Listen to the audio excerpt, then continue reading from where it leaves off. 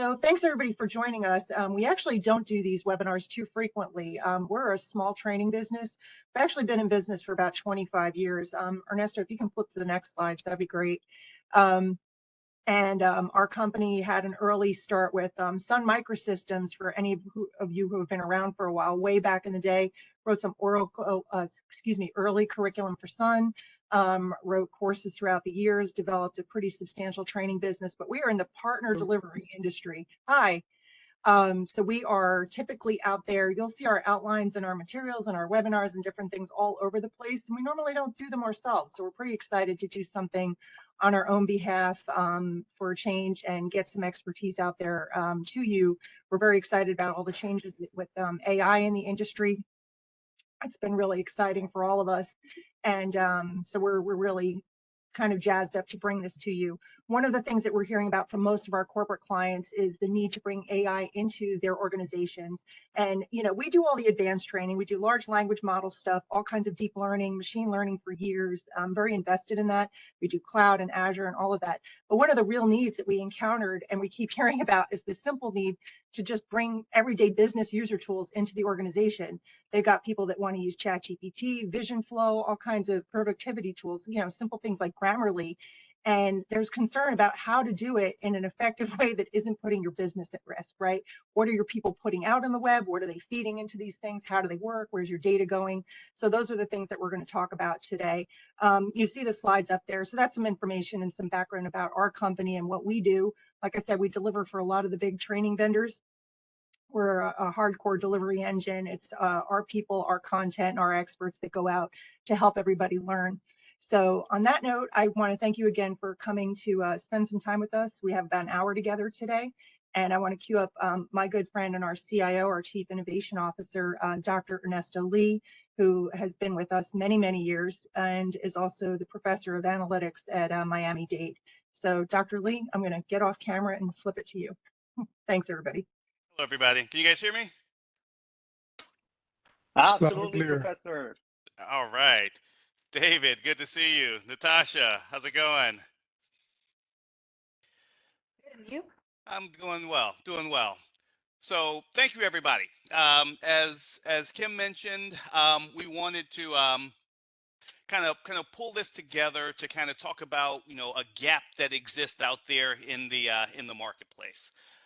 The gap that exists is that everybody's all hyped up and excited about AI, but there's a couple of concerns. The biggest concern being, how can we safely bring this into your organization? Nobody wants to be the guinea pig. Nobody wants to be on the news for AI, doing something crazy. So there's several others, right? So using AI responsibly. That's another kind of big request. How do you automate AI? All of those types of things are things that are kind of really high on people's minds. So let me just kind of start with this. Right now, you kind of have everything that you need already to safely bring AI into your organization. But the big question on most of the people's minds that we've spoken to lately is, how do you bring AI into your organization in a safe way? And that's kind of what this webinar in particular is about. I have the answer for you. And today what I'd like to do is I'd like for us to kind of carve out a path to move forward so that you can envision how AI can be used as a force for good. Now, the big challenge, as always, is simply knowledge. So we've all heard of the capabilities of this magical AI, but the real challenge is, how do we bring it safely into the organization? So if you want to 10x your capabilities or 10x the capabilities of your team or your organization, then this webinar, it's for you, because that's kind of what I want us to do today. Is I want us to learn how to safely and methodically bring AI into your day-to-day. So Kim kind of mentioned a little bit about who I am. So let me just kind of tell you who I am very briefly, to why I should be the one that you should even take your lunch to listen to. My name is Dr. Lee. I am a data analytics faculty at Miami-Dade College. I used to be at Broward College. There's your shout out, David. And I'm also the Chief Innovation Officer here at Trivera Tech. And essentially, what we do is we look at how we can operationalize a lot of this technology so that it can be used, right? So I've used to be the vice president of infrastructure at Bank of America. I've put stuff in production at Walmart, JPMC, blah blah blah. So it's not about me; it's about you. But I do want to say one thing though before we kind of dive in here. Um, who is this? Who is this for? This is not intended to be a deep dive into the guts of AI. That's too much. This is intended for everyday business people. People just doing their everyday jobs, right? Business professionals. So if you're working in a job or at school, or I mean, frankly, if you have a pulse, then this is for you. So that's kind of trying to set the groundwork here for what we can cover over the next hour. Here's a question for you, and if you guys wouldn't mind, if you feel free to put the answer to this question in chat if you wouldn't mind. I just want to ask you a very simple question. How could AI be used to improve your current role? I don't even know what all of your jobs are, but if you could really take a second to think about that. Or maybe even other parts of your organization. If you wouldn't mind taking a second, put something in the chat. How do you think AI could be used to improve your current role? I know I have many ideas, many different ways, but that's really the question, right? Everyday AI, everyday AI. Streamlining the administrative task. I mean, it just that alone. I mean, how many hours would that save you a day or a week? Creating social posts. The key word there, Tara, the key word there is efficiencies. I mean, that's really what I was looking for. With this AI, the whole idea is to make us more efficient, to make us more efficient. And if you think about it, the more efficient we become and the other people in our organization, then that translates literally to dollars.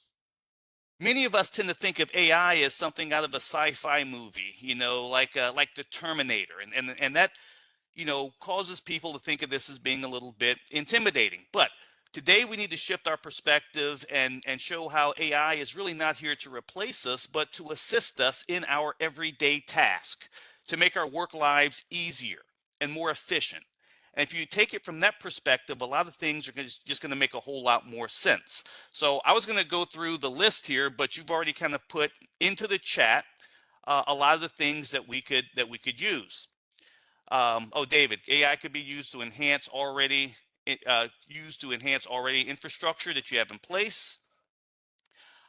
So many opportunities around that. We're going to talk about a few of those as well. Gino, my good friend, good to see you. Yeah. Gino, I'm data analytics, as you know. To be able to use this as an expert assistant for analyzing data, there has never in the history of the world been anything better. Nothing better. All right, so I'm not going to go through the points that I have on the screen here because frankly you've already done that. So AI, it used to be about doing one thing really well. When I did this back, I feel like a grandpa saying this, but back in the day, when I used to do this for a living, AI used to be about doing one thing and doing one thing really well. Driving a car, it could do that and do that one thing really well. Recommending a product on a website, it did one thing and one thing well.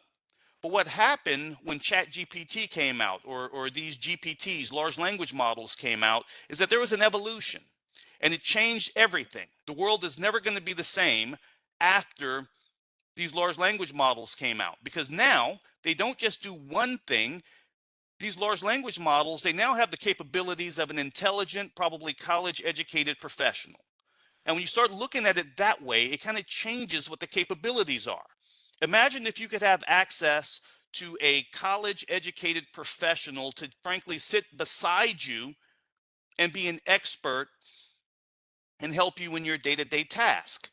That's stuff that used to be, I'm not sure if you're in the Star Trek or Star Wars. I'm a Trekkie, so that used to be the things in Star Trek that used to be about the future. But now you have access to that resource, and not just you, but every single job role and person in your organization.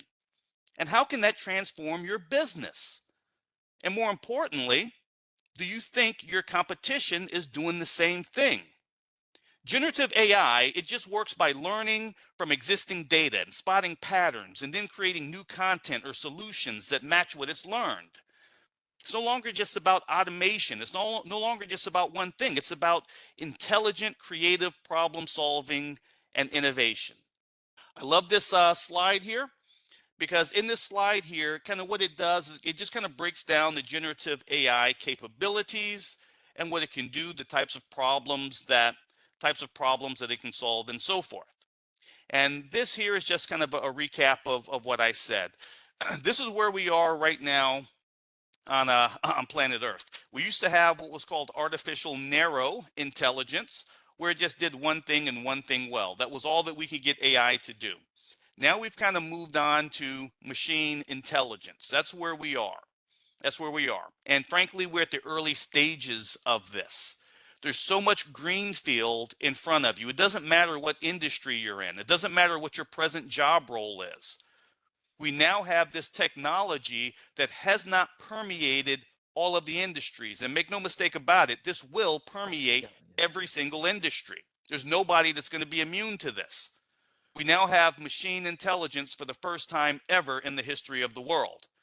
Now, I'm not going to talk about the top. Actually, I'm going to say one thing about the top. At the very top of that pyramid is what's called artificial superintelligence. AGI is general intelligence. I used to say that artificial general intelligence would never exist in my lifetime, and I was wrong.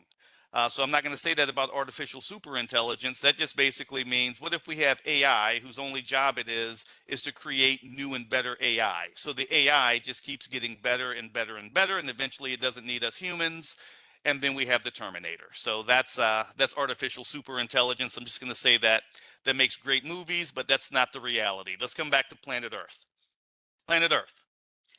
Have you ever stopped to wonder just how many different versions of GPTs are out there? There's so many different variations. Each one is designed to tackle a specific challenge. And how do you think this variety, how do you think that influences the way that businesses operate and businesses innovate? When we think of AI, a lot of times people will think of AI like, I don't want to say Kleenex, but yeah, it's probably the wrong analogy, but you get the point, right? A tissue, Kleenex is analogous effectively with a tissue. People associate ChatGPT with large language models, but it's not. It's one of many large language models. And so from a business perspective, you have to really kind of keep that diversity in mind. They're all designed to solve a different problem. There's different price points for all of them. That's something that you should consider as well. We're talking about how to safely bring AI into your organization. You have to also consider the cost component of this as well. A lot of businesses that we've worked with, they have the kind of this CapEx model, right? They have this money set aside so they can go out and they can buy their software licenses, and that's it. They use it from now until the license is up, or frankly, the wheels fall off. But now with every single one that you see up there, it's a different model. It's an OpEx model. It's a consumption model. So that can change also the different types of AI that you want to bring in. Can you afford it? Do you really need the Cadillac when a regular Ford is good enough? Now, I put a link in here, chat.lmsys.org/leaderboard. And I would encourage you to go there when you get a second. And in fact, I think I can just share that as well. Let me know if you can see my screen, the URL I just posted. Can you guys see that? Yes. Yes. Perfect. Okay. So if you can see that, here's what I'd encourage you to consider. Take a look at that. That's not just a listing of all of these large language models that are out there. It's also a ranking of the large language models that are out there. We have what they call them arena scores here, but in reality, they're logician scores. And it's effectively the power of these models. And what you're going to see is that ChatGPT is not always the best solution for every problem. Sometimes if you use ChatGPT, you're shooting a rabbit with an elephant gun. It's simply unnecessary. You don't really need it. But I would encourage you to go there and to take a look. In fact, I would just scroll through and just call out a couple here really quickly. GPT-4 Omni, you can see it's by far the best. It's by far, the best by OpenAI. It's also by far the most expensive, by far, sometimes by a factor of 10. So it's way more expensive. Claude 3.5, very competitive. They have a huge footprint over in Europe. Google, you guys know who invented ChatGPT? Name starts with a G and rhymes with Moogle. I mean, how can Google be in third place when they invented this technology? But Gemini, it's awesome. Gemini is awesome. The other thing that you would want to consider about Gemini, if you look over here, Gemini, even though it doesn't have the same logic scores as GPT-4 Omni, the data is up to date. It's fully online. It is, anybody seen Terminator? If you've seen Terminator, Gemini Advanced, it's Skynet. It's Skynet. It's the AI that's weaving its way through the internet right now. So it's fully online. All the rest of them have a cutoff with their data. These are important things to consider when you're thinking about which AI to bring in. Notice all of these, the top ones are obviously all proprietary. Yi is, I think this is a Chinese-owned large language model, broke the top 10. But usually the top 3 are ChatGPT, Claude, and Google Gemini. Those are the top 3 right there. The only other thing I wanted to call out that might be important here for some of you is, where are we at? You look at the license here, Yi is open source, and there's one more that's open source. This one here, number 35, Mixtral is open source as well. Why is that important? That's important because there's been several times I've had use cases where, yeah, we need this technology, but we need to be air gapped. And so to do that, they couldn't really use a proprietary model.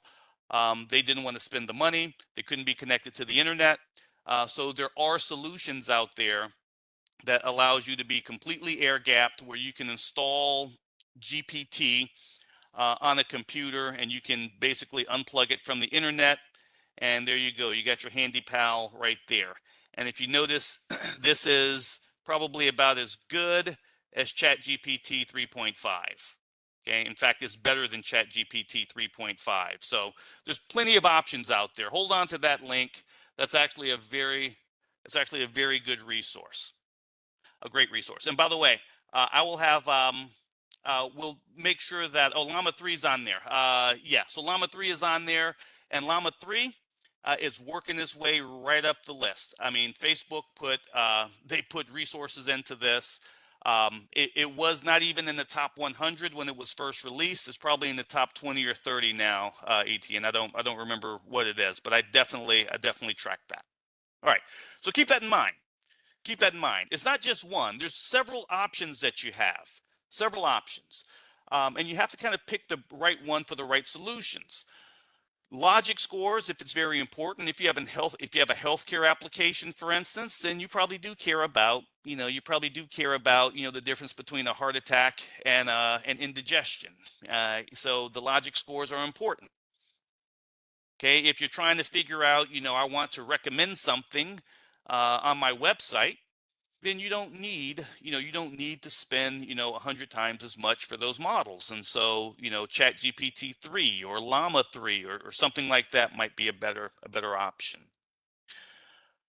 In addition to that, we also have these very popular tools that are effectively pre-configured to solve business problems. So things like Grammarly, Copy AI, Jasper, Midjourney, Canva, Synthesia, they've taken ChatGPT and they wrap them around the business case. And they've basically solved that one problem. They effectively are a wrapper. They wrap around a core GPT. And then the last little bucket down here, it's very important because most of the tools that you use, they have this technology built into them. Most of the technologies that you use are going to have GPT built into them. Remember that, because that's going to be important later. It's going to be very important later. We're going to come back to that. Before we do, though, we all agree, I don't think there's a single one of us on this call that would disagree, that AI holds this immense potential, but it also has these immense risk that comes from it. This technology is not even governed. We don't even have laws around this. In fact, when this thing exploded out into the stratosphere here, people weren't even sure what it could do. They didn't know the capabilities of it. They open sourced it. They gave it away. We have no laws that govern this. What could happen, for instance, if sensitive data was mishandled, or if the AI made biased decisions? How would that risk impact your organization? You should really think about that. Those are real questions. We often focus on the benefits of AI. We often focus on the success stories in AI. But I can tell you, somebody that's been in this game for years, for every one story that you read in the papers about a successful story in AI, there's 10 failures, at least 10 failures. And I've been on both sides of that. Just like AI can revolutionize our workflows, our day-to-day, it also introduces significant challenges and significant risk if not properly governed. I can tell you an example where we've had people that use ChatGPT to do performance appraisals. And then those same employees came back and started asking questions, and they saw their performance appraisals coming back in ChatGPT and large language models.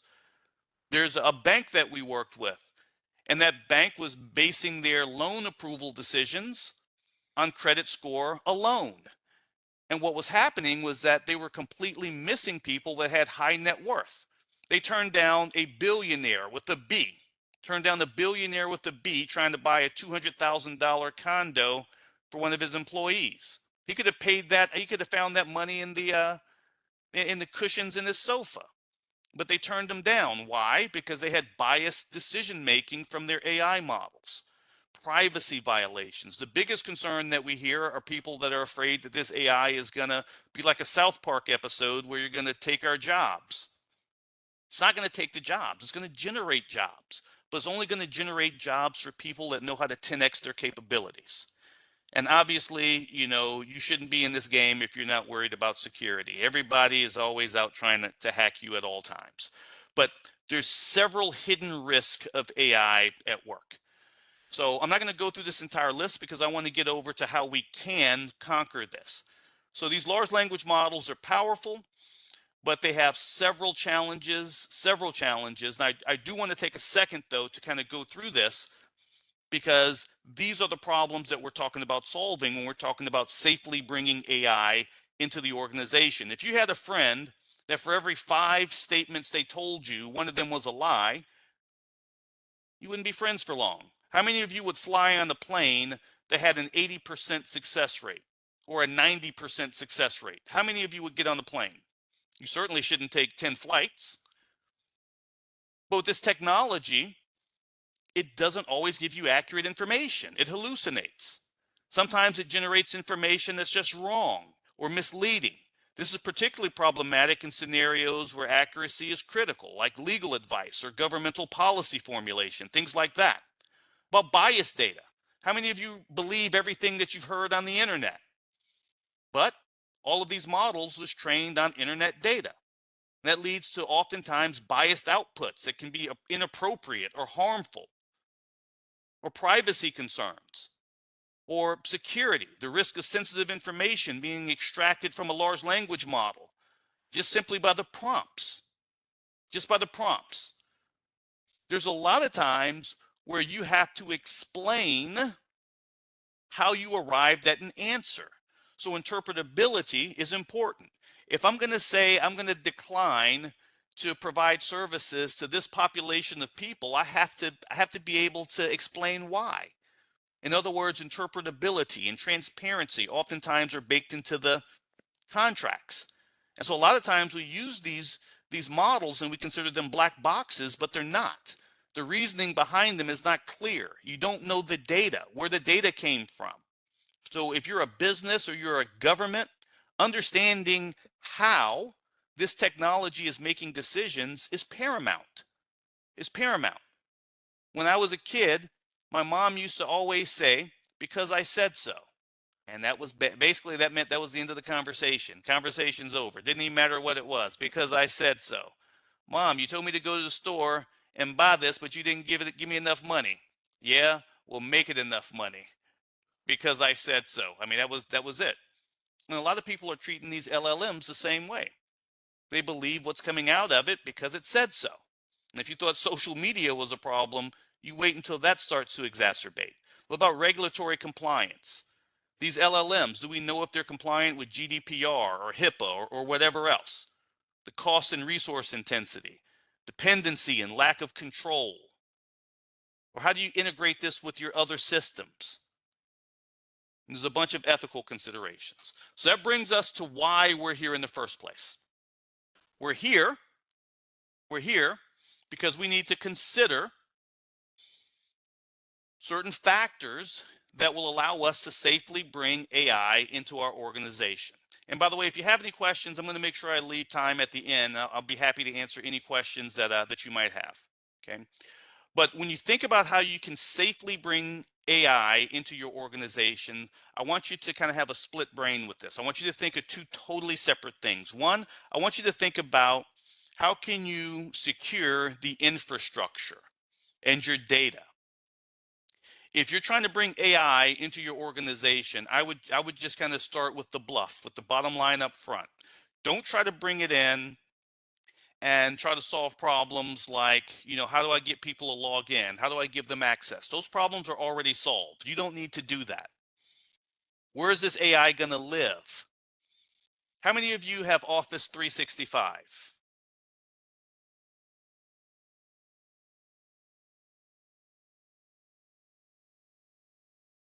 Thanks, Natasha. What about the rest of you guys? Okay, thanks, David. Okay. All right, thanks, Gino. Okay, so if you have Office 365, what I want you to consider is that you already trust somebody else with at least some portion of your infrastructure. If you have Office 365, for instance, you trust somebody with login and username. And I would almost guarantee you that the documents that you're using, that you're creating, the spreadsheets, the documents, you trust Microsoft with that. My point is that there's already solutions for many of the safety concerns that people have. When you think of ChatGPT or any large language model, just think of it as a web application. How would you secure any web application? You can go in-house and secure it, put security all around it, or you can just lean on a cloud vendor. And if this is new to you, I would encourage you to lean on a cloud vendor. Why would you want to take that risk in the beginning? Some people do. And some people, it makes perfect sense to do that. And I'm going to show you how I would recommend you start. But you have to consider the infrastructure. If you know that you're going to use this technology, then you need to make sure that where this technology lives, it's safe and secure. You have to be sure of that. You also have to consider the model itself. Is the model itself safe and secure? Is the model itself safe and secure? If I ask ChatGPT, for instance, hey, if I drank, 10 gallons of lard every day or animal fat every day, is that good for my health? And it said yes, then there's a problem with that. Or if it gave me biased responses and I'm basing decision making off of that. So let me summarize. If you don't get anything out of our time together here, this is the main thing I would encourage you to take away from today. Number one, you have to think of the large language model, the AI, as simply a web application. How would you secure that web application? How would you secure that infrastructure and that data? Most people think about, in the beginning, let me start by leaning on a cloud vendor. So however you secure your applications now in Azure, AWS, Google, whatever, that's how you would start, by securing it there. You can always take it in-house if you want to, that's your business. The other thing is, how do you make sure that the model itself is safe and secure. And here's the thing, these models cost nothing. It's the data that's important. And so if you want your models to be safe and secure, then you have to make sure it's fed with data that you have authorized. Such an important point. He who controls the data controls everything when it comes to AI. If you think about all of the billionaires that have happened over the last couple of decades, they're there because they control the data. This data is fed into AI models. So you have to control the data to make the AI model safe, and you have to make sure that your model is running in a safe environment. Let me pause for one quick second. Can you guys give me a thumbs up or a thumbs down? Are you guys still with me? I hate that I'm talking a lot and I'm not getting feedback. You guys still with me so far? Okay. Miss Carolina? Okay. All right. Thanks, Rebecca. Perfect. Thank you. Thank you. Okay. All right. Perfect. All right. So that is the main idea. So when I say securing AI, really I'm talking about cloud. Talking about cloud. Using in the beginning, think about using a cloud-based infrastructure in the beginning. If you use a cloud-based infrastructure, they've already solved many of the problems. They've already solved security. They've already solved privacy. I asked you in the beginning, it was a setup question, how many of you use Office 365 because you're using their security, their privacy? Now think about this. This is an important thing. The third bullet point there is very important. What if I told you that you can take Gemini or ChatGPT or Llama 3? You can take any of those and you can deploy them yourself into a cloud vendor, and it would just be like another application. You can just take it and deploy it just like you can deploy a WordPress site, and it would be yours and only yours. Not only that,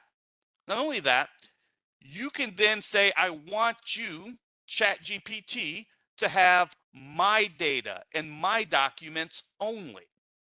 That is right now, that one statement right there, that is where all of the low-hanging fruit is for your organization right now, is to take ChatGPT, put it out in the cloud vendor, so you can secure it like any other model. In fact, we call it Azure OpenAI, and we have access to all the other models. And then we give it our data. So we could have, best candidate GPT, or we can have, David GPT, or whatever your organization is, GPT. I can't tell you the number of places I've gone for coaching and consulting across the globe where that's all that they're looking to do. Right now, what we're looking at doing is we're looking at saying, hey, I'm Johnson & Johnson DevOps team. I need to create my own GPT. How can I create my own GPT in a safe way? Well, let me give you the model. You give me the data. And now I have a chat GPT that's specific to your use case. Having your own instance of GPT. Now, do you want to go out there and build that on your own? Sure, you can. You can. I live in Miami. I was in DC a few days ago. I could walk back from DC or I could fly back from DC. One way is easier than the other. You can go out there and build all of that infrastructure yourself, or you can say these problems are solved. Just use the cloud, give me my own instance, and then let me tweak it and optimize it. And if you do that, now you have transparency on the data because you know where every response is coming from. Not only that, do you know where every response is coming from? I can also force it to give citations. So I can talk to it just like I'm talking to ChatGPT. It's going to give me responses, and then it's going to say, these are the links where the answers came from. Remember I said part of the problems was transparency and interpretability? Solved. Solved. And I own the data. Not only that, the 1, 2, 3, 4, 5, 5th, whatever, I don't know what bullet it is, but having your own dashboard to see all queries.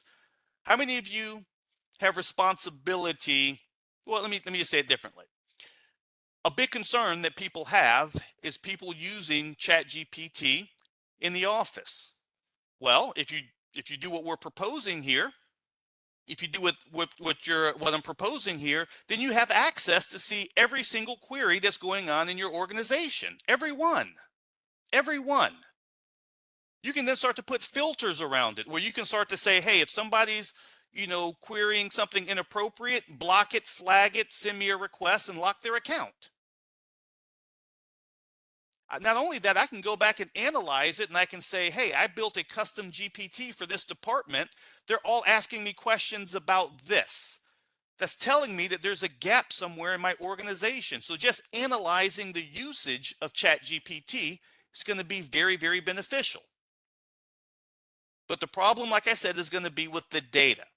If you provide the data, then you eliminate bias, or you minimize bias. I say data lineage. You know where all the data is coming from.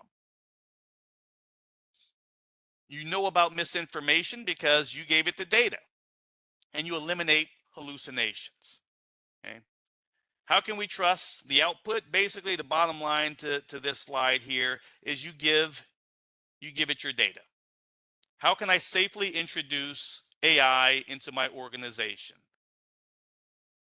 Start with a cloud infrastructure, and then get your own instance and start building these models with your own instance. But there's something even more basic than that I'm going to go over. Okay, so that's all this is saying here. How can you trust the output? You can trust the output because you're using your data. You're using your data. Okay, so these are just some tips to safely provide access for your team. If you follow what I'm recommending, the path that I'm recommending, then cloud providers, they have everything that I've listed out of the box. They already have access to all of this. You want multi-factor authentication? Hey, I'm at Miami-Dade College, for instance, and one of the things that we're working on is we're piloting this thing, our Center for basically Innovation and Organizational Learning, CIOL. We're building our own custom GPT there. And one of the things that we're concerned about is access. That's not even a chat GPT problem. That's now a cloud problem. So we introduce multi-factor authentication. Regular access reviews, role-based access. We set it up so only certain people can access our custom GPT. What data are they accessing? Clear access policies. Notice that none of that has absolutely nothing to do with AI. If you follow the right path, that's all a cloud problem. Making your AI model safe and secure. Obviously, you want to test. It's stunning to me how many people will jump out of the airplane and make their plan testing the parachute on the way down. Thorough testing and validation. Here's the thing. If you follow the path that I'm recommending, the cloud path, then there's already models in place to test for bias and fairness. You press one button and it will give you a bias and fairness score. You have the privacy and protection measures in place, continuous monitoring and updates.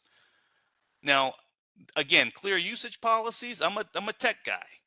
I can help you build this. I can teach your teams how to build this. That's what we do. But the usage policies, obviously you need somebody that's a subject matter expert in your organization for that. And you're going to need a fast response team, especially in the beginning. And obviously there's bias when I say that user education and training.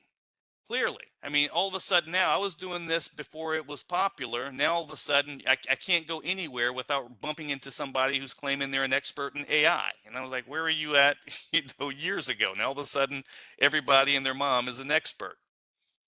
And never forget about the ethics behind this. So here is the main takeaway. Okay, and by the way, we're down to our last probably 10 minutes here. Okay, our last 10 minutes. I like to think of everything in terms of a pyramid. Usually, everybody kind of wants to be at the on-demand, the driving, right? And these are ways 1, 2, 3, 4. What I'd ask you to do is to look at that, and I want you to self-select where you are in that pyramid. Where are you? Okay, do you have minimal custom AI? Do you have a vision for how you want to use the AI? Do you have no AI? So you self-select number 1. And I'm going to say this from our perspective at Trivera, we have courses around that. How do you go from struggling, no vision, no AI? And this should describe you at the bottom over there. At this point, the key to success is you just simply need to demonstrate business value. You don't even need an AI. You just need to demonstrate business value. To the left over there, the symptoms are usually overwhelm. Overwhelm. People are like, I don't even know how to get started. Most people that we run into, most organizations would self-select as number 2. They're like, yep, I've used ChatGPT. Maybe not safely, but I've used ChatGPT. I see how powerful it is, and I'm kind of scared to bring it into my organization. I'm just starting to let AI augment my decision-making capabilities. Most people self-select as number 2. What about you? Where would you self-select? 1, 2, 3, or 4?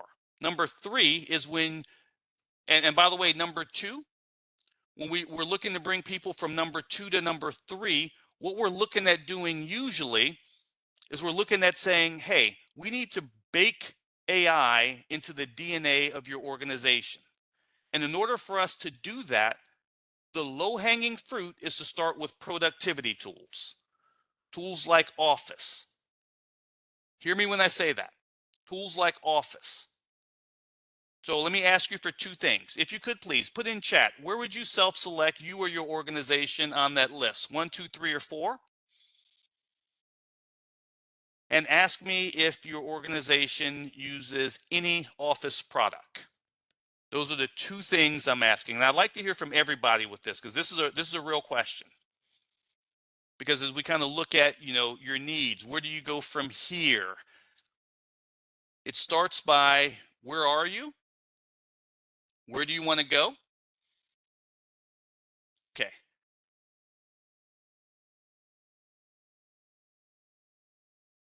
Yep, Gino, not surprised at all. 1.5 to 2. 1. Yep. 1. Okay. Perfect. Perfect. Okay. So you see what I see, right? Most people, most organizations self-select as 1 or a 2. And so that's why, as we kind of organize all of our curriculums, our training, etc., we started off here. How do we get started? And then we go into how can we adopt AI in a safe way? Now I'm going to pull everything together with this slide right here. One of the things I would encourage you to consider is Copilot, Microsoft Copilot in particular. I asked how many of you use Office. Most of you said yes. Office has built ChatGPT directly into their productivity tools. Let me say it again. Microsoft has built ChatGPT directly into their productivity tools. Microsoft. So what that means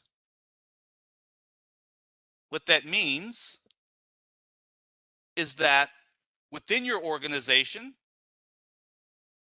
even if you use Google has built, they've built Gemini directly into their productivity tools. So I'm just using ChatGPT as an example, but the point I'm trying to make is that most people in your organization are going to use some type of productivity tools, either Microsoft's or Google's. And in either case, they've integrated generative AI directly into their productivity products. The reason that is so important is because this gives you a pathway to safely introduce AI into your organization in a controlled way. And not only that, it's called Copilot. If you open any of the newer Office products, you'll see Copilot. And if you go to the Google products, you'll see Gemini baked into all of their products. This gives a way for not just the technical nerds to get involved with this AI, but for everybody to get involved. Doesn't matter if you're an artist, or it doesn't matter if you're a NASA rocket engineer. Everybody is using these productivity tools. That is the pathway to bring in AI. Leverage the cloud vendor, Google, Azure, Microsoft, whatever. Start with their productivity tools, so there's widespread adoption of AI into your organization.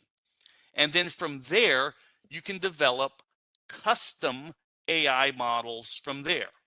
Custom AI models. And so what you're going to see is that the first 1 to 2 layers in this pyramid, they're all about business use cases. Can I demonstrate value? Can I demonstrate value? How can I use this in a way that's not disruptive to my organization? That's why I called out Copilot right here. And then from there, now as it starts to become integrated into the DNA of your organization, then you move into building custom Gen AI solutions. And then from there, when you go to the top of the pyramid, now we let the custom AI drive the decision making. This is the path. If these were printouts, I would ask you to dog ear this slide right here. This is the top of the mountain. So let me just kind of close out with this here. So that's the Gen AI adoption through cloud partnerships. This here is one example. I call this out in particular because most people are using Office 365 or Google. I just have Office 365 here. And if you look here, Office 365, they've now introduced Copilot. And this is not a webinar on Copilot. I don't want you to think that. But I'm just saying that for their productivity tools, Microsoft introduced Microsoft Copilot as a partner. In other words, Microsoft Copilot is on the same level as Microsoft Word and Excel, etc. And so you flip the switch, and many of your customers are going to have access to Gen AI and not even know it. Most of them will have access to Gen AI and not even know it. You flip one button in Office, and bam, there you go. You have Gen AI built into Office or Google Docs. It's called Copilot for Microsoft 365. And then you can say, hey, do you have a sales team? Okay, well, now we have sales Gen AI. You use Power BI. Okay, great. We have a Copilot for Power BI. That's the Power Platform, etc. This is what I see people doing. They start by just by flipping the switch for Copilot. People get comfortable for Copilot. Then they move over to Power BI. Then they go over to the far right over here, and then they say, hey, now I'm comfortable. Now I want to start building my own custom Gen AI solutions. Okay. So I'm going to pause right here. I'm going to stop right here, actually. And let me ask 2 questions. The first question is, let me know if you got any value out of our time together. I'm about to open it up in a second for questions, but let me know if you got any value out of our time together so far. Okay. The objective, remember, was for us to consider a pathway to safely introduce AI into your organization. Something to think about, to bring it down to earth, so it's not kind of out in the stratosphere. Okay. So, Kim, you're going to make sure that we're going to provide the takeaways, the handouts. We're going to make sure that you have access to the deck as well. But I wanted to make sure I left some time for any questions that anybody might have, and then I'm going to turn it back over to Kim to close us out. But does anybody have any questions on anything?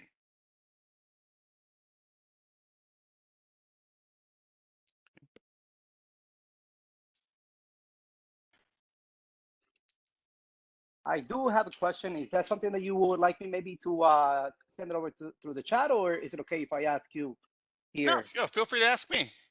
So I've recently deployed a Cisco device that is called Catalyst Center, which is a centralized equipment that helps me manage all the network devices and Cisco devices that we have throughout the network, right? Like you call it Cisco switches, routers, all that good stuff.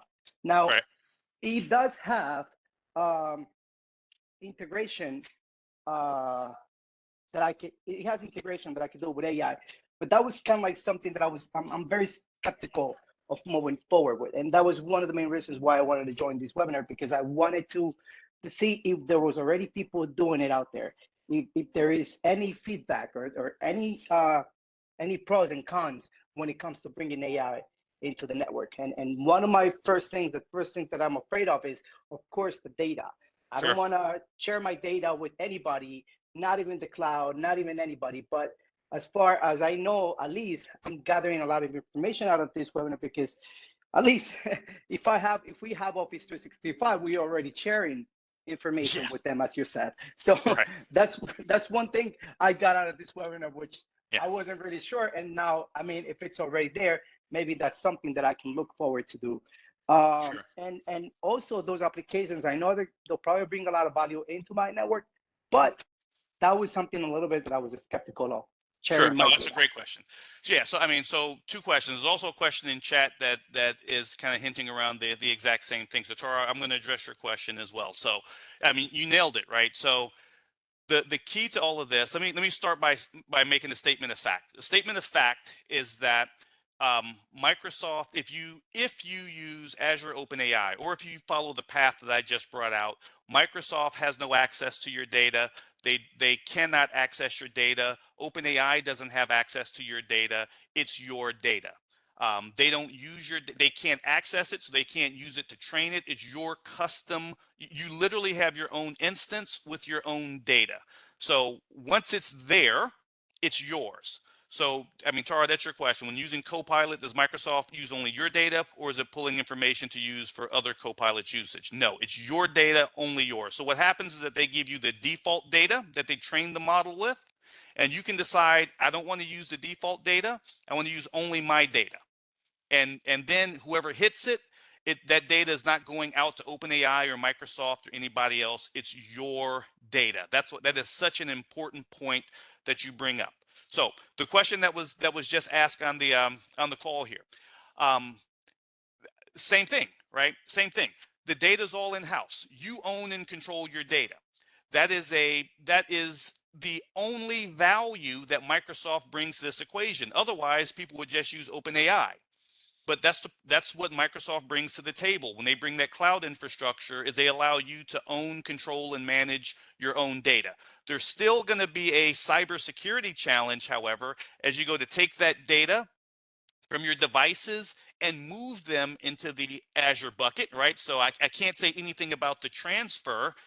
So if somebody sniffs your data on the wire in between, that can still be an issue. Something that you have to make sure it's secured from the devices getting over to Azure. But once it gets to Azure, then it's completely locked down. In fact, I'm not selling you on anything when I say this, but we literally have a class called AI security, and that's all that we talk about, is how do you set up your workshops, how do you set up do your data collection, how do you make sure the pipes are secure from end to end, all of that. But that's that's the important point there, is that Microsoft is not using your data. They don't even have access to your data. Gino, that's a great question. You asked that before. Prompts can help against the data, against bias in the data.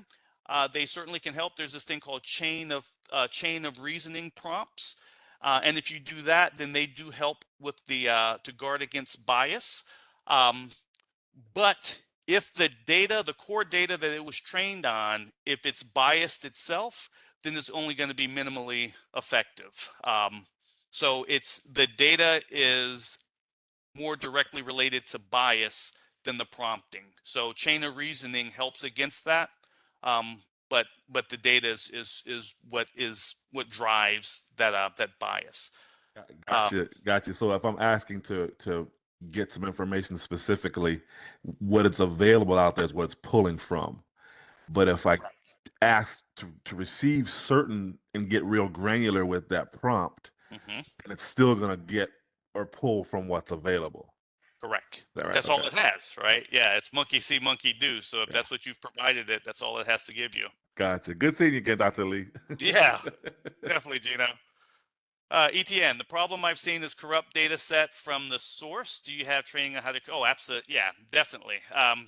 So ETN, as I mentioned, with this, the AI itself is a total commodity. Everybody has access to the AI, all these different models. In fact, like I said, you can get your own personal copy of ChatGPT if you want. The problem, as you said, it's all about the data. So yes, certainly. We absolutely have training on how to create accurate data sets. It falls under, it's called feature engineering. I'm sure Kim or Jenny can get you the details on that. But usually when I go places as a consultant, 90% of the work is what you just described, ETN, is how do I get a pipeline of data where I can clean it, validate its accuracy, make sure I have a clean data set, put that in an automated pipeline. And we do that feature engineering as part of our ML ops training, where we build pipelines to look to minimize corrupted data sets before they ever make it to the model. Because if it touches the model, it's there forever. And it's very difficult to unwind that. Great questions. Kim, I'm going to pass it back over to you. Sure. Thank you so much. Actually, the last piece we have as well, and thanks a lot, Dr. Lee. That was great. I know you can go deep in a lot of areas really quickly, and there's so much to cover with this stuff. So we appreciate, again, everybody dropping by with us for your lunch hour today or your late morning, whatever it is. One of the things we do have for you as a follow-up is the handout that was mentioned in prior emails. That's going to have a lot more detail about some action plans for doing more simple business things, bringing ChatGPT into your organization. What do you do if your users are already using this stuff? Sort of some contingency planning around problems that arise. So a lot of other things that we couldn't possibly get to with spending 1 hour with you, but it's got a good high level view of a number of things you can do within your organization.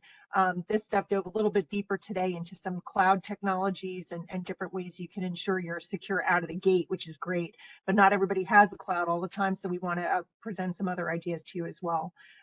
So we've got that for you as well. We've got a bunch of stuff we teach. If there's anything of interest that we could possibly help you with, even just follow-up questions. I don't care if you ever come to a class, we'd love to have you, but we'd really love to talk to you and get to know you a little bit and find out more about what you're doing, because that definitely helps us inform our business practice, and it's just great to build good networking and relationships. So everybody can feel free to hit me up on LinkedIn as well. I'm always happy to connect. And we will stay in touch. Like I said, by the end of the day today, we'll get you out the link to the webinar as well as the handout takeaway as well. And if there's anything else you need, please feel free to drop us a note. We're happy to engage and help you. There's so much stuff to consume with all of this AI and all of these issues, and it's exciting, it's terrifying, it's got so much going on. There's so much to talk about. So we're always happy to talk to you or your teams or help you any way we can. That's really what we're here for. So that was it. That's all I had to say. If there's anybody with a follow-up question, please let us know. Otherwise, thank you again so much. We really appreciate your time today from me and the team, and certainly from Dr. Lee. So thank you very much, everybody.